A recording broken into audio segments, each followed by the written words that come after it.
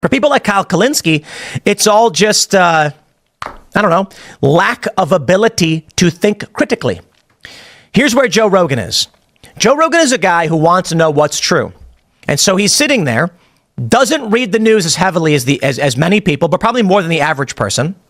He's looking things up on his show to see if it's true or not. And I'll give you an example of where I think Joe goes wrong. See, me, I'm more of sometimes I think I'm pretty dang sure of things. Timpool exposes unhinged leftist Kyle Kulinski in post-election breakdown. Timpool delivers a scathing commentary on Kyle Kulinski, highlighting the frustrations and unhinged rhetoric from leftist voices following the 2024 election.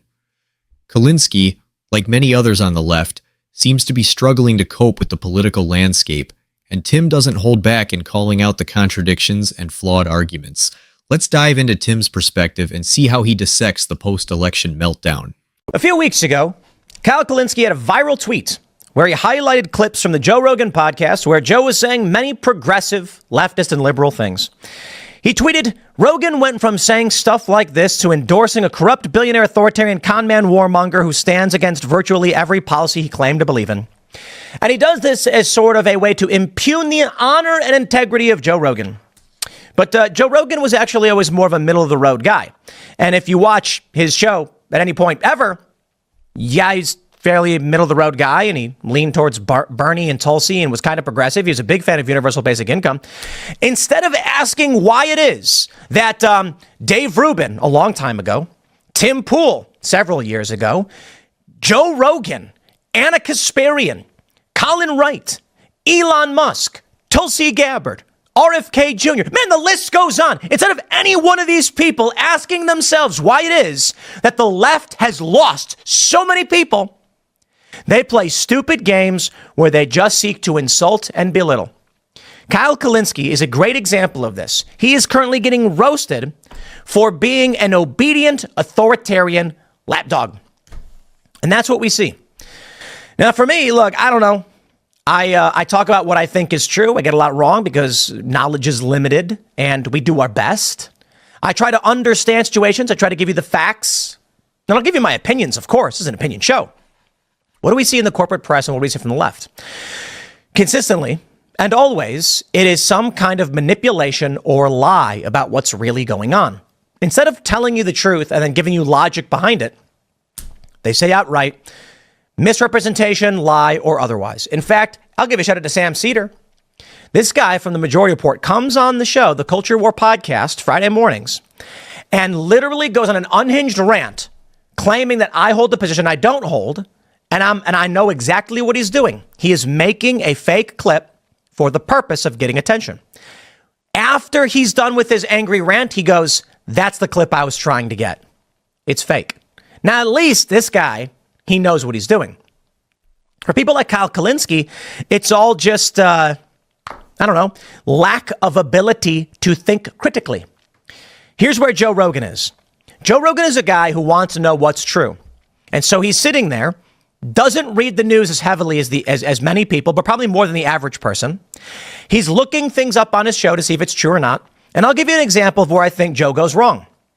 See, me, I'm more of sometimes I think I'm pretty dang sure of things. People get mad at me when I argue and say, no, this I'm right about. Not everybody does. And sometimes I say, well, I'll take your word for it. Just the other night, we're talking with Dudley Brown. And I said that quote from Donald Trump where he said, take the guns first and then go through the courts second. That was out of context. He says, no, I had people in the room. I know that quote. He said, I said, well, I'll take your word for it. Why? Because maybe I'm wrong. So I looked it up. I was wrong. And see, that's the game. If you're finding this breakdown interesting and want to see more content like this, don't forget to hit the like button and subscribe. Your support really helps me bring more discussions like this to the channel. Let's get back to the video. I had read an article. There was a video from NBC that showed only a short clip. And I said, wait a minute, he's referencing something else. Then I saw the full clip, went back and checked it. He told me I was wrong. I said, okay, I'm wrong. Sometimes I'm pretty dang sure I'm right and I'll argue it. Sometimes I won't. I go on Joe Rogan's show. I made the point on his show that more than half the country had permitless carry. It was constitutional carry. He says that can't be true. That's wrong. Jamie, pull it up. What ends up happening is Jamie pulls up a search and it said something like 13 states of constitutional carry. And I was like, oh, really? I was like, I guess I was wrong. Maybe it meant landmass or something. I don't know. I must be wrong. See, that's actually where I must take fault, not for being wrong. I was actually correct. The issue was I wasn't confident enough in my position because I'm not someone who, if I don't recall and know the exact detail and the fact, I'd be willing to accept a fact check. Here's the issue I see with Joe and these viral clips is that he does a quick Google search and checks and goes, you're wrong about that. It turns out, and this is several years ago, I was right. So there were 25 states, I believe, that were constitutional carry with one. At Florida, it's open, I think, permitless concealed carry, but not open carry, which is, not complete constitutional carry. Joe does try to know the truth. He does fact check more than most people. But a cursory search led him to the wrong conclusion, and I should have been a bit more confident in my assertion, but I wasn't. This is why you see these viral clips where Joe says things or whatever. Now, what ends up happening later on is the media is spiraling out of control. Kyle Kulinski himself is spiraling out of control. His tweets are becoming unhinged, and I'll give you an example. Let me see if I can, where do we have this? Do I not have that poster? Oh, here we go. Kyle Kulinski posts this. It's emotional. It's a picture of Trump that's been photoshopped to make him look just miserably awful. Let me tell you the difference between Kyle Kulinski and me. Here's my picture of Joe Biden.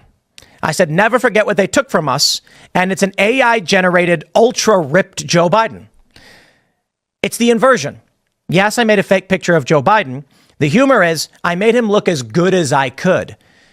This is me laughing along, not angrily insulting Joe Biden. The humor here is that Joe Biden's an old man. I'm not trying to mock him, sort of. I'm making a funny play on him being ultra-ripped.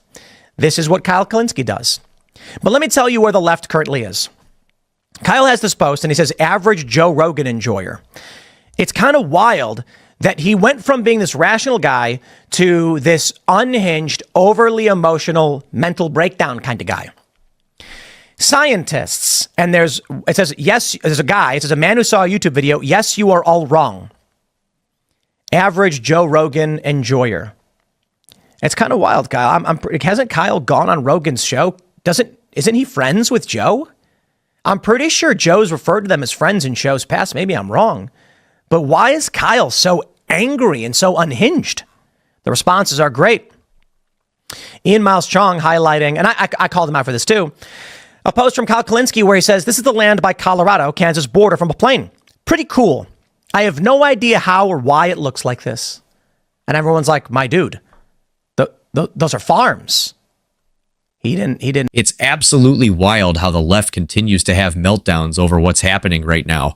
Timpool hit the nail on the head when he pointed out the absurd tactics they use to attack their opponents, especially with things like that photoshopped image of Donald Trump. It's not about clever political humor or insightful commentary. It's about portraying their opponents in the most grotesque and demeaning way possible. This isn't just criticism. It's an effort to vilify and dehumanize anyone who challenges their narrative. This debate highlights how far some people are willing to go to discredit those they disagree with, and it's proof that Tim's grounded perspective is exactly what's needed in today's polarized environment. What are your thoughts on this? Do you agree with Tim's take on how the left handles their opposition? Let me know in the comments below. And if you're enjoying this, check out my playlist of Timpool's most epic takedowns and other great content. Hit like, subscribe, and I'll see you in the next video.